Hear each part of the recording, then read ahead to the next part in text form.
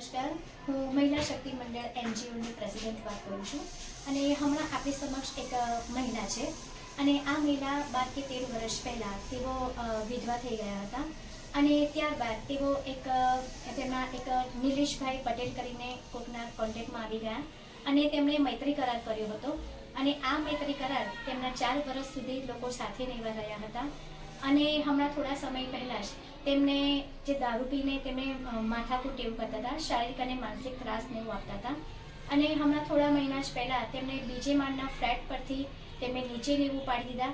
તો આવો જાણીએ કે સમગ્ર ઘટના કેવી રીતે બની છે. શું નામ છે તમારું? નીલમબેન કિશોરભાઈ વાઘેલા. અને તમને કેટલા સમય પહેલાં અને કેટલા સમયથી તમે મૈત્રી કરારમાં તમને પસંદ? મૈત્રી કરારમાં 5 વર્ષ થયા અને 4 વર્ષથી હું મારા મમ્મી પપ્પાના ઘરે છું. જ્યારથી મને ફેંકી દીધા, પગમાં ફ્રેક્ચર થયું, બંને પગમાં સળિયા આવ્યા, ત્યારથી મમ્મી પપ્પાના ઘરે છું. આ સારવાર દરમિયાન એમને તમારી સાથે આવેલા કંઈ એમને કંઈ મદદ કશી કરી હતી એમને? નહીં, અમે કોઈ મદદ કરી નથી. ટોટલી ખર્ચો મારા મમ્મી પપ્પાએ કર્યો હતો અને મારી સારવાર સિવિલ હોસ્પિટલમાં થઈ હતી. તમે પોલીસ કેસ એવું તમે કર્યું હતું? નહીં, ત્યારે પોલીસ કેસ નથી કરેલો. કેમ ના કર્યું? ત્યારે એમના મમ્મી બધા ત્યાં આવતા જતા હતા અને જોડે રહેતા હતા. તો બધા કહે કે અમારે કેસ નહીં કરવો, કે અમારે શાંતિથી રાખવું, રહેવું છે જોડે. તો પછી બી અમે ખાસું 4-5 મહિના જોડે રહ્યા. એ પછી પણ આ બનાવ બન્યા પછી પણ? આ બનાવ બન્યા પછી 5 મહિના જોડે રહ્યા. પછી મારા પપ્પા ઓફ થઈ ગયા. એ પછી એ મારા ઘરે આવ્યા. પછી આવતા જતા રહેતા હતા.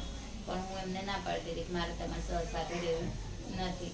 તો નિલેશભાઈ તમને કઈ રીતે હાલમાં તમને તકલીફ ન હોય કે તમને અત્યારે હાલમાં હેરાન પરેશાન એવી રીતે કરે છે કે મારી મમ્મી ઓફ થઈ ગયા. આજે 5 મહિના થયા. 5 મહિનાથી અહીંયા રોજ દારૂ પીને આવે છે. કોક મારી મદદે આવ્યું હોય તો એને બી મારઝૂડ કરે, મને બી મારઝૂડ કરે. અને અહીંયા ઓટો લખાવવા જઈએ, પોલીસ સ્ટેશનમાં લખાવવા જઈએ તો પોલીસવાળા સવારે અને સાંજે વાયદા આપે કે 112 ગાડી બોલાવું તો ગાડીવાળા કે અત્યારે નહીં, સવારે મારી ગાડી પંચર થઈ ગઈ છે, અત્યારે ગાડી નહીં આવી શકે.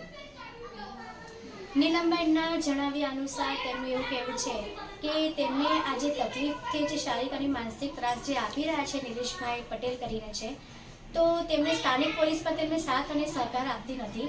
તો આ બારામાં તમારો શું મંતવ્ય છે?